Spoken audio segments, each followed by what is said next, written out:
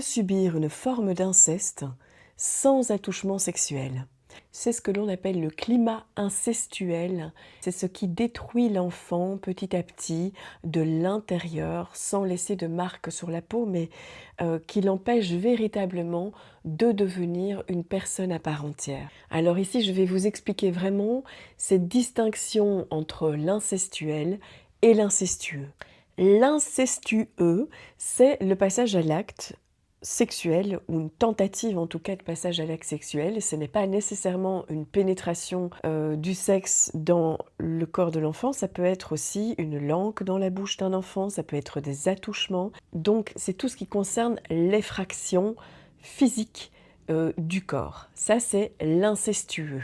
Là, nous allons beaucoup parler de l'incestuel, donc qui n'est pas l'acte sexuel, mais qui est plutôt le climat d'intrusion psychique. L'enfant est empêché subtilement d'exister pour lui-même, de vivre sa propre vie, et où il est en proie à des abus psychiques, en fait, qui vont le culpabiliser dès lors qu'il a des pensées différentes de ses parents, ou qu'il ressent des choses différentes de ses parents. Mais je fais quand même une parenthèse, parce que je vais y revenir beaucoup sur le thème de l'inceste. Les statistiques montrent qu'un enfant sur 10 est victime d'inceste. En réalité, je pense que c'est bien plus que cela. Un enfant sur 10, et tous les autres qui soit n'osent pas parler, tous les autres qui sont bébés, des enfants aussi qui ont 2 ans, 3 ans, des enfants qui ne sont pas crus par leurs parents bien souvent, qu'on ne les croit pas, pour sauvegarder le clan familial, pour sauvegarder l'honneur, pour ne pas voir surtout l'innommable.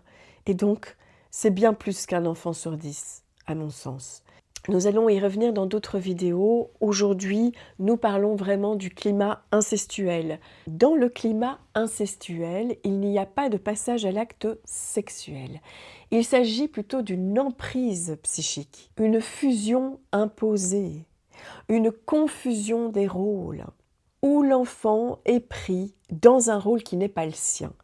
Il va être pris dans un rôle de confident pour le parent, qui est incestuel, de soutien émotionnel, de confident, de pseudo-conjoint psychique du parent. Alors c'est assez subtil parce que ce sont des mamans qui donnent le change, encore une fois, qui peuvent d'apparence paraître des mamans très courageuses, qui vont travailler beaucoup, qui vont dire qu'elles font tout pour leurs enfants, et on peut avoir aussi l'impression qu'elles font tout pour leurs enfants. Et peut-être d'ailleurs qu'elles ont l'intention vraiment de bien faire pour leurs enfants, mais ne savent pas pour autant y faire.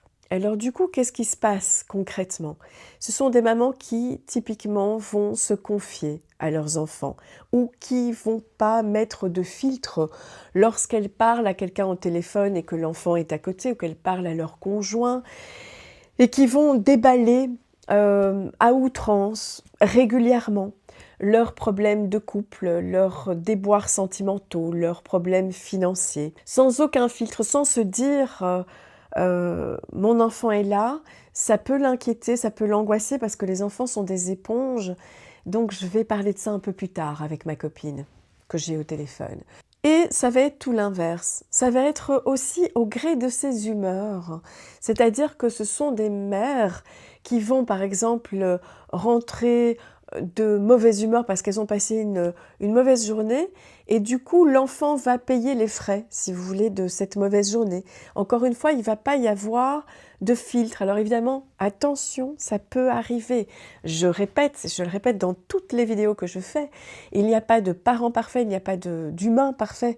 Bien sûr, on a des humeurs différentes et parfois on n'est pas toujours apte à protéger nos enfants de nos humeurs désagréables, même quand ça ne lui appartient pas. Je parle de proportion, de régularité. Ce sont des mères qui, globalement, sont imprévisibles. C'est-à-dire qu'elles peuvent être très sympas et puis tout à coup switcher parce qu'elles ont eu une mauvaise nouvelle au téléphone et switcher d'une humeur à l'autre, et du coup, l'enfant va devoir se suradapter, il va devoir comprendre, il va devoir composer avec cette humeur. Alors ce sont des mères qui typiquement, en rentrant du travail, par exemple, vont exprimer à leur enfant de 12 ans ah, tu sais pas quoi, ce qui m'a fait encore celui-là, Dimitri là, tu sais, en tout cas, tu as intérêt à bien faire des études hein, plus tard, hein, que tu sois pas dans une position comme moi, employé à devoir dépendre d'un patron. Hein, parce que le Dimitri, là, il est fou. Hein. Tu sais ce qu'il m'a encore dit aujourd'hui, là? Et voilà, elles vont déverser, elles vont se confier. L'enfant, il a même pas eu le temps de raconter sa journée à l'école, ça passe à la trappe. Et elles vont déverser parce que elles sont dans l'incapacité de canaliser leurs émotions, de prendre sur elles, d'attendre. Elles confondent aussi leur vie et celle de leur enfant. De dire en tout cas plus tard, t'as intérêt hein, à faire des... T'as intérêt, déjà une menace, t'as intérêt à faire des bonnes études. Hein, parce que tu sais, la vie, c'est pas comme tu crois. Hein, tu sais, si tu te retrouves à la place de maman plus tard, tu vas pas rire. Hein, je te le dis, hein, tu vas pas rire. Hein. Et donc, vous voyez cette confusion. Ma vie, ta vie. Bon, ça peut être aussi une mère qui pleure devant son enfant tous les jours parce qu'elle a des problèmes de couple et qui, dès lors que l'enfant vient la consoler, lui dit mais ça va aller, tu sais, et qui continue de pleurer. Et donc, qui est incapable de sortir un peu, de se décentrer, si vous voulez, de son état que pour pouvoir penser l'enfant.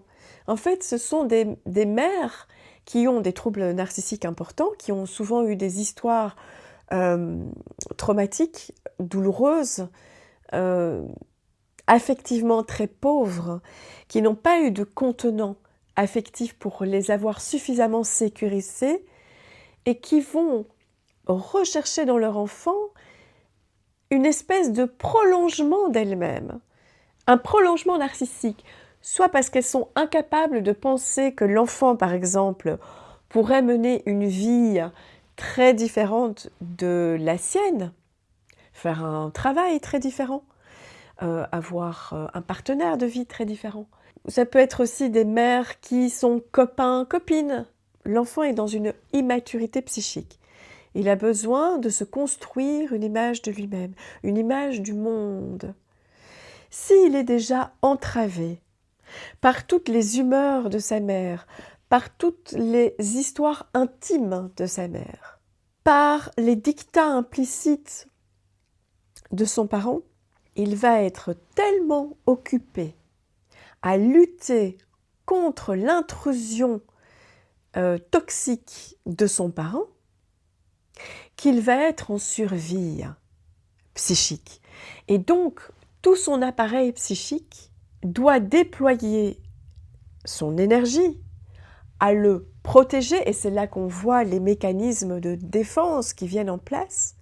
Et pendant que ces mécanismes de défense luttent pour survivre dans ce climat incestuel, l'enfant ne développe pas une découverte de lui-même qui lui permet de se découvrir, de découvrir qui il est, qu'est-ce qu'il ressent, qu'est-ce qu'il désire, en fonction de ses expériences, de ce qu'on lui renvoie de lui-même aussi. Parce que, eh bien, ses parents incestuels sont très peu capables de deviner l'enfant, de le découvrir vraiment en dehors de ce qu'ils projettent sur eux, en dehors de ce qu'ils ont comme certitude sur le monde et sur leur enfance. Souvent, ce sont des parents qui ont beaucoup de certitudes et qui vont être dans des positions très condescendantes et qui sont peu capables de dire « écoute, je ne sais pas, il faut vraiment que j'y réfléchisse. Peut-être que ton père a raison. Peut-être que ta mère a raison. » Vous voyez, d'ouvrir la place à « je ne sais pas, nous allons penser cela ensemble, nous allons découvrir cela ensemble ». Généralement, ce sont des parents qui sont fiers de leur certitude et qui vont le faire passer de manière subtile ou bien pas subtile à leur enfant. Alors pour donner un autre exemple aussi de ces climats incestuels où il n'y a donc pas d'acte sexuel, mais pourtant c'est un climat de confusion psychique entre le parent et l'enfant, ce sont typiquement des parents qui vont critiquer l'autre parent aux oreilles de l'enfant. Alors évidemment, on peut critiquer l'autre parent, surtout quand c'est une séparation qui est difficile, mais il faut le faire avec un ami, un psy, peu importe, mais pas avec l'enfant. Ça crée une espèce de dictat implicite pour l'enfant qu'il faille qu'il choisisse un camp. Mais l'enfant n'a pas à choisir de camp. Il a à découvrir par lui-même quelles vont être les déceptions qu'il va ressentir par rapport aux deux parents. Et ça, c'est un processus normal. C'est-à-dire que l'enfant, bébé, petit enfant, il va un peu idéaliser son parent. Et puis, petit à petit, il va, par l'expérience, apprendre que son parent n'est pas parfait. Et ça va lui permettre lui-même d'apprendre qu'il a le droit de ne pas être parfait. Et puis, il y a des choses dont il va s'inspirer de chaque parent et des choses qu'il va rejeter. Et c'est très sain, ça. C'est ce qui s'appelle la crise d'adolescence. Mais enfin, on peut le développer plus jeune qu'à l'adolescence, c'est ce qui nous permet de devenir soi-même et unique, singulier. Et si vous avez un parent qui est dans cette confusion psychique, qui considère son enfant comme un copain, comme une copine, qui ne tient pas à l'esprit que l'enfant n'est pas assez mûr non plus psychiquement pour entendre tous ces déboires amoureux et qui ne considère pas non plus que l'enfant a besoin de cette plage libre pour se faire sa propre image de ses parents et qu'on va bombarder l'autre parent de critiques aux oreilles des enfants sans prendre la précaution de se calmer, de prendre un peu sur soi et d'aller déverser ça ailleurs. Alors nous sommes dans une confusion de rôle d'un parent qui prend l'enfant pour son psy, qui prend l'enfant pour un adulte de 40 ans et qui est capable d'entendre comme ça tous ces critiques. C'est un parent aussi qui veut être le meilleur parfois, le préféré de l'enfant. Vous voyez comme on voit là les signes d'une immaturité affective grande. Ces parents qui ont besoin d'être préférés de l'enfant, insidieusement. Parfois c'est très subtil, encore une fois. Énormément de violences sont subtiles et ces subtilités en font des douleurs encore plus grandes, justement parce que les climats incestuels ne sont pas reconnus par la société. Un enfant qui se fait taper dessus, c'est terrible. On peut voir les bleus, on peut s'inquiéter de lui quand on voit les marques physiques. Et des enfants qui sont dans des climats incestuels, avec des parents immatures affectivement, qui vont les considérer comme des copains, comme des copines, comme des psys. Ces enfants qui sont meurtris, tués de l'intérieur parce qu'ils ne peuvent pas se développer une identité propre, sans être menacés par le parent incestuel. Parce que qu'est-ce qu'il veut inconsciemment le parent incestuel? Il cherche la fusion. Et donc dès lors que l'enfant n'est pas dans la fusion de pensée, d'émotion, c'est-à-dire que dès lors que l'enfant, l'adolescent, même l'adulte, ne pense pas comme le parent, et une vie trop différente du parent, choisit une compagne ou un compagnon différent que ce que le parent aurait voulu pour lui ou pour elle, ça va pas, il est menacé. On lui fait sentir que c'est pas terrible, quoi. C'est pas terrible comme choix, ce qu'il a fait comme choix. C'est un enfant insatisfaisant. Et cet enfant peut avoir 30 ans, 40 ans, 50 ans. Il y a des adultes, beaucoup d'adultes, qui ne sont jamais sortis de ce climat incestuel, de ce climat fusionnel, où il faut être ce prolongement narcissique, ce tentacule narcissique du parent. Et donc, ces violences le sont d'autant plus qu'elles sont insidieuses et qu'elles ne sont pas remarquées, reconnues par l'entourage.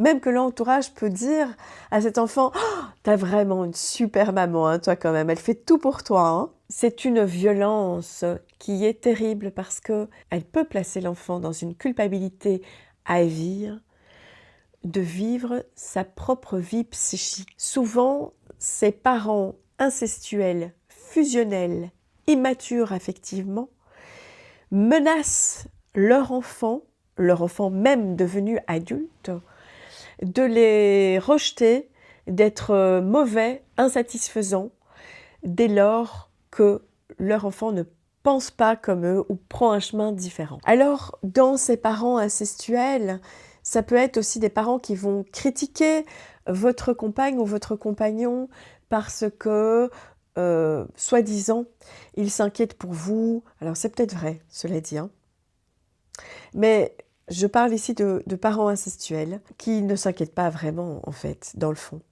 mais qui vont critiquer parce que votre compagnon et votre compagne vont jouer le rôle de tiers séparateurs. Et cela, c'est quelque chose que le parent incestuel, je ne parle pas d'incestueux, mais d'incestuel, c'est-à-dire le parent qui n'a aucune frontière psychique et qui va être en symbiose, en fusion avec son enfant, ne va pas supporter qu'un tiers fasse rôle de séparateur. Et donc, ce rôle tiers, ça peut être le parent opposé, et c'est pour ça que ces parents incestuels critiquent souvent l'autre parent. Pourquoi? Parce que l'autre parent joue un rôle séparateur. Vous savez, dans la relation mère-bébé, il y a d'abord, dans les prémices, une fusion. Et oui, puisque le bébé est dans le ventre de la maman. Et puis, le bébé vient au monde et il y a une relation fusionnelle qui est bien heureuse. L'enfant connaît cet Éden où il va être collé à sa maman et la maman va être dans cette relation fusionnelle aussi. Chaque mère vit cette expérience de manière singulière.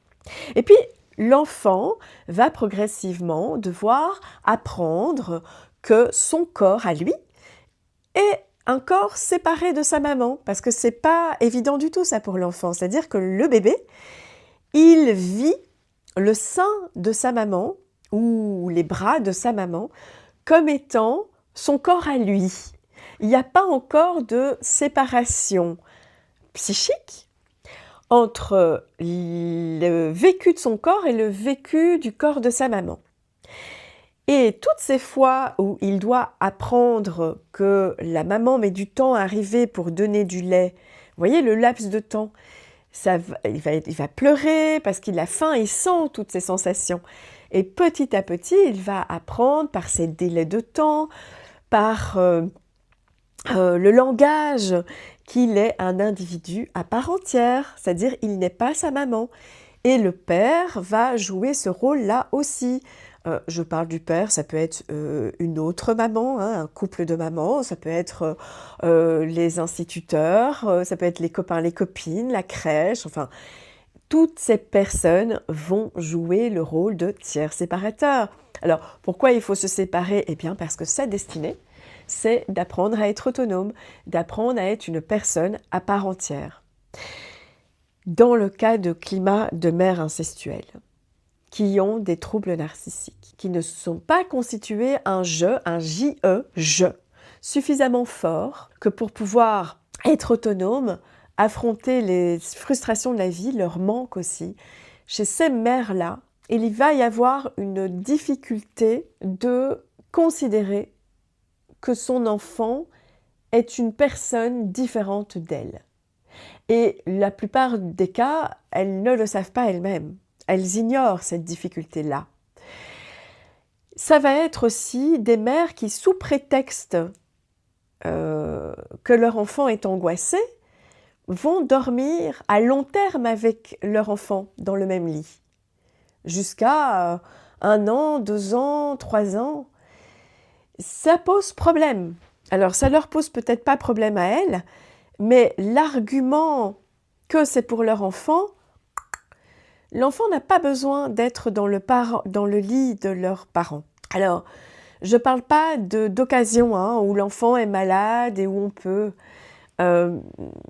mettre l'enfant dans son lit. Je ne parle pas non plus de cododo. Chacun a ses avis là-dessus. Moi, je vous parle de mères qui, à long terme, dorment avec leurs enfants. Il y a là des questions qui se posent, sans juger, mais la question se pose non pas qu'est-ce qui se passe dans l'enfant pour qu'il dorme avec sa mère, pourquoi l'enfant a un problème. Non. La question c'est qu'est-ce qui se passe dans le vécu de cette mère pour qu'elle ait besoin de se faire croire que l'enfant a besoin de dormir avec elle. Et là-dedans, où est le père? Qu'est-ce qui se passe? Alors, peut-être que ce sont des mères qui élèvent leurs enfants seuls, ok? Mais je parle là, dans le cas où il y a un père, qu'est-ce que fait le père? Qu'est-ce qui se passe dans le vécu du père, dans le vécu du couple, qui fait que cette mère dort encore avec son enfant quand l'enfant a 3 ans, même 2 ans, Où en est l'intimité du couple, où en sont les contours de chacun. Encore une fois, Ne jugeons pas, ça ne sert à rien. Ça, c'est vraiment de l'énergie pour rien. C'est juste pour dire, réfléchissons ensemble. Est-ce pour l'enfant ou est-ce pour la mère? Quand il y a une mère qui dort avec son enfant ou un père qui dort avec son enfant. Donc, le parent incestuel, celui qui n'a pas de limite psychique avec son enfant, qui est dans la confusion de rôles, et je ne parle pas d'inceste ni d'abus sexuels, mais d'incestuel dont j'ai parlé précédemment, ce parent ne supporte pas que l'enfant devienne adulte, qu'il prenne son autonomie, ou qu'il ait un partenaire qui le sépare de lui. Du coup, qu'est-ce que ce parent fait? Il s'immisce dans sa vie, lui pose des questions, émet des jugements sans lui demander, sans attendre que son enfant lui demande son avis. Il le manipule, il essaye de le contrôler, il critique insidieusement le partenaire, mais non pas parce qu'il s'inquiète vraiment pour son enfant, mais plutôt parce que ce parent essaye de garder le contrôle, essaye de maintenir, si vous voulez, ce couple parent-enfant. Et donc, ce parent va avoir tendance à refuser la limite, la loi, la règle, les rôles. Quand son enfant va dire « écoute, ça ne te regarde pas, ça c'est ma vie privée », le parent va dire un truc du genre oui, bah alors on peut plus parler de rien alors. Vous voyez, il ignore ce que l'enfant vient de lui dire. Il faut que l'enfant qui est en proie à cet incestuel puisse être capable de protéger, de défendre, de mettre ses limites pour protéger la famille qu'il est en train de créer. C'est une question aussi de respect de sa compagne, de son compagnon. Les conséquences pour un enfant de vivre dans un climat incestuel, c'est-à-dire sans abus sexuel, mais avec un abus psychique, c'est qu'il va vivre dans la confusion, dans la culpabilité, dès lors qu'il ne va pas remplir cette fonction d'être un enfant à l'écoute de son parent, d'être un enfant qui prend des décisions, qui va à l'encontre de ses parents. C'est-à-dire que ce sont des enfants qui d'abord ne parviennent pas bien à se construire une identité propre. Qu'est-ce qui appartient à mon parent? Qu'est-ce qui m'appartient à moi? Oui, mais si mon parent me dit que ce que je ressens, c'est exagéré, ça veut dire que sûrement c'est exagéré. Donc, je ne peux pas me faire confiance dans ce que je ressens. Est-ce que, alors là, je vous parle de plus tard, adolescent ou adulte, ah, je suis en rage contre mon parent, contre ma mère, parce qu'elle m'a encore dit ça. Ouais, mais en fait, c'est parce que je suis méchant, en fait. C'est moi qui suis méchant. À mon avis, j'exagère, c'est moi. Parce que ma mère, quand même, elle a tout fait pour moi, elle se démène, elle est courageuse, elle travaille à fond pour moi. Et ouais, c'est vrai, c'est moi. Alors, peut-être c'est vrai, hein, peut-être pour le coup, vous n'avez pas été hyper sympa, mais vous voyez, encore une fois, c'est une question de proportion. C'est-à-dire que ce sont des enfants devenus adultes qui vont en permanence se demander si c'est pas eux qui sont fous, qui sont folles, qui sont des méchants enfants, en fait. Ce sont des enfants devenus adultes qui ont garder ce sentiment d'être toujours insatisfaisant. C'est jamais bon. C'est jamais bon pour leurs parents. Parce que, en réalité, leurs parents incestuels sont des gouffres affectifs sans fond. Il n'y a pas de fond. C'est jamais assez. Ce sont des parents qui confondent les choses et qui croient que leurs enfants ce sont leurs parents. Il y a une confusion totale des rôles. Alors il faut nuancer parce qu'à certains moments, peut-être qu'ils arrivent à être parents. Mais la plupart du temps, ce sont des enfants qui n'ont pas grandi et qui demandent à leurs enfants de venir combler tous les manques affectifs qu'ils ont eus par cette injonction de « écoute-moi, pense comme moi, reste avec moi ». C'est pas tant que ces personnes n'aiment pas leurs enfants, mais ils les aiment mal. Et encore une fois, l'important, ce n'est pas de savoir si vous avez été aimé ou pas.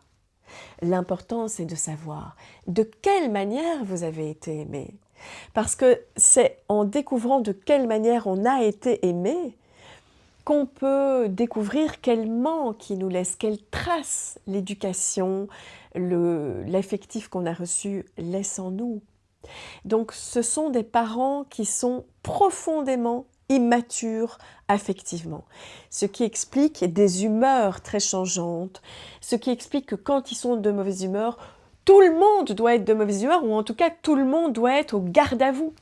Sinon, il y a la menace de les abandonner. Ça peut être typiquement cette mère hyper narcissique parce que des souffrances dans l'amour d'elle-même, à la base, l'amènent à dire « Oh, mais c'est jamais bon, hein, ce que je fais, ben voilà, je suis une mauvaise mère, hein, c'est jamais bon, eh ben je m'en vais. » D'accord? Parce que moi, je fais tout pour vous, et c'est quand même pas bon. Alors, je m'en vais. Ça sera mieux comme ça de toute façon. Qui fait attention à moi? Qui fait attention à moi? Personne. C'est pas votre père qui fait attention à moi non plus, vous non plus. Eh ben, ras-le-bol. Ouais, vous voyez l'exemple. Alors que 2 jours avant, ça peut être une mère qui est super sympa avec son enfant, qui est aux petits soins, vraiment. Et puis, pouf, switch, parce que à la moindre frustration ou parce que ça s'est pas bien passé dans sa journée, l'enfant, tout à coup, il a 6 ans, et puis tout à coup, il doit avoir 40 ans et tout comprendre. Ce sont des enfants qui doivent, eux aussi, du coup, switcher entre ils ont 6 ans, et puis ils ont 6 ans, donc tu dois te taire, tu fais ce que je te demande, et puis c'est tout. Et puis, ils doivent avoir tout à coup 50 ans et écouter leurs parents comme s'ils étaient psychologues avec un diplôme de psychiatrie en plus. Ce sont des meurtres psychiques, hein, parce qu'ils empêchent ces parents-là, ces parents incestuels et fusionnels, ils empêchent l'enfant de devenir lui-même autonome, singulier, sans avoir peur d'être menacé de perdre l'amour de son parent. Donc ce sont des enfants qui, devenus adultes, ont peur de mettre leurs limites avec leur partenaire, ont peur d'exprimer vraiment ce qu'ils ressentent, doutent de la légitimité de leur ressenti, bien souvent même, et ça continue avec leur partenaire parce qu'ils ont eu un parent immature affectivement, qui l'ont menacé de perte d'amour, d'abandon, dès lors que l'enfant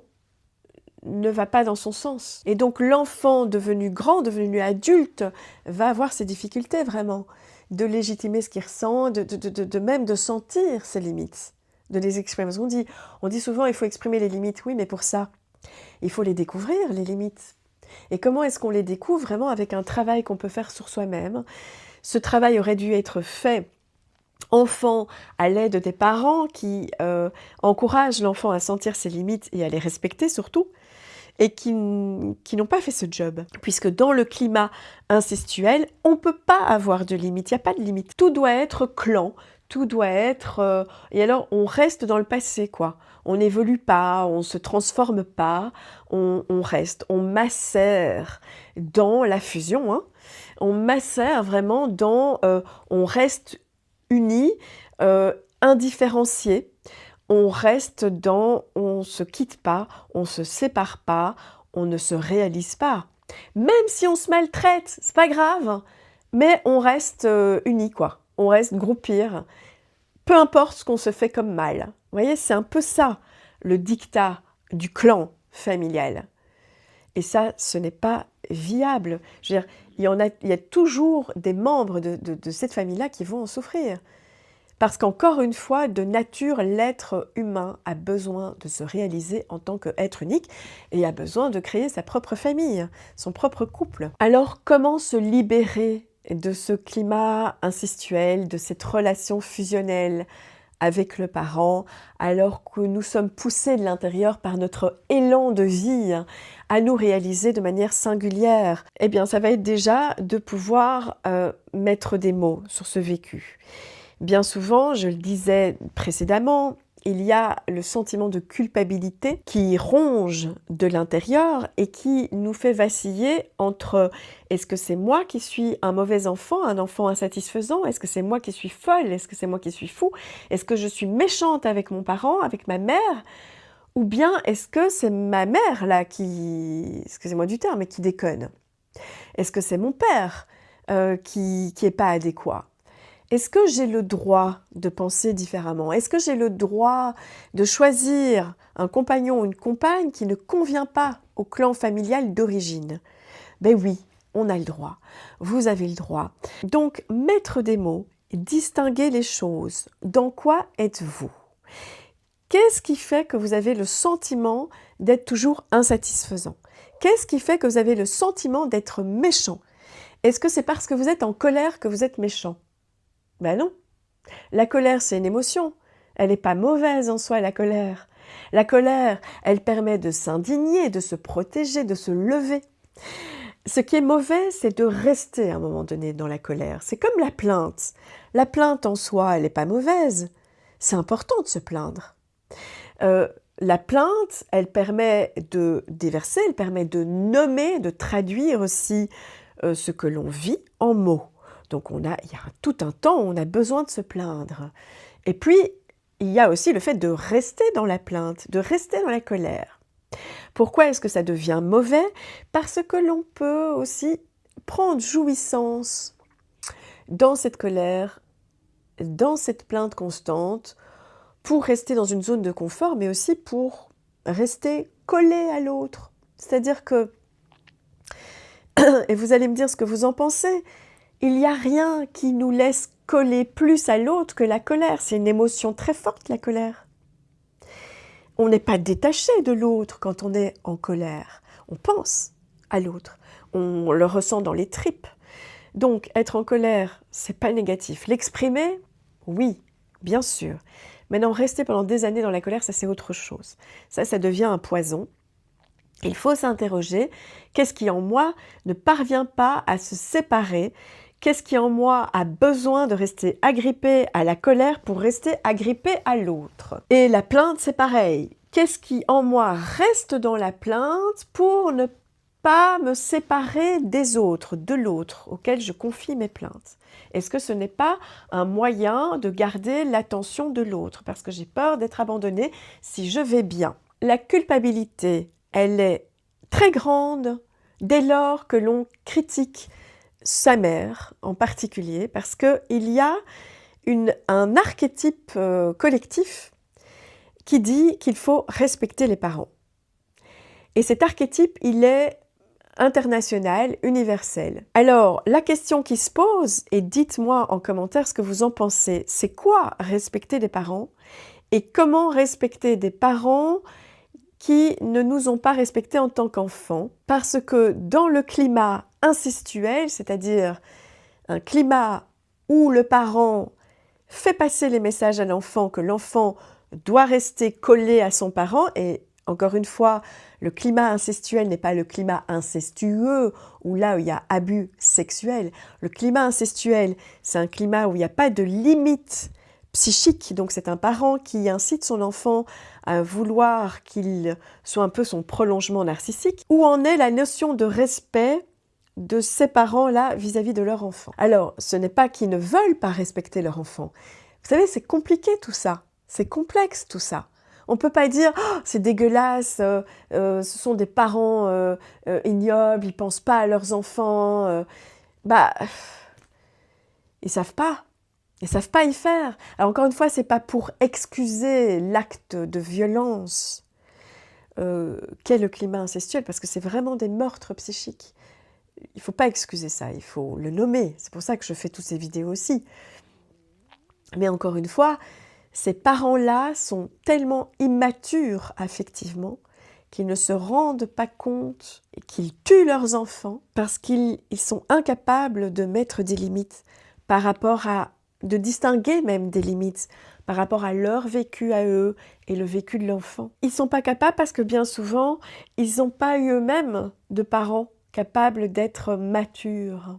Et donc, il y a tout un chemin aussi. Donc, je disais, le chemin vraiment pour se sortir de ces climats incestuels, il y a nommer, aller voir un psy, bien sûr, travailler sur soi, nommer ce que l'on a vécu, légitimer ce que l'on ressent. La notion de culpabilité est à travailler aussi. La culpabilité pour la transformer en responsabilité.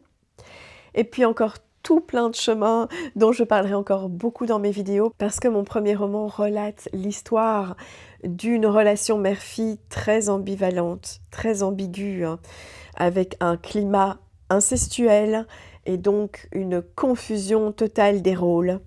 Héroïne qui est médecin urgentiste, qui voit déjà la cruauté et la grâce de l'humanité à travers toute l'histoire, mais qui va entreprendre vraiment un chemin de libération et de transformation pour enfin exister pleinement ce qu'elle est dans toute sa singularité. Je parlerai encore beaucoup. Je vous invite à partager ces vidéos si elles vous parlent et si vous pensez que ça pourrait aider quelqu'un. Parce que c'est d'abord la prise de conscience de certaines violences invisibles et subtiles qui fait qu'on peut déjà se légitimer dans ce que l'on ressent. Je vous souhaite une très très belle journée. À bientôt.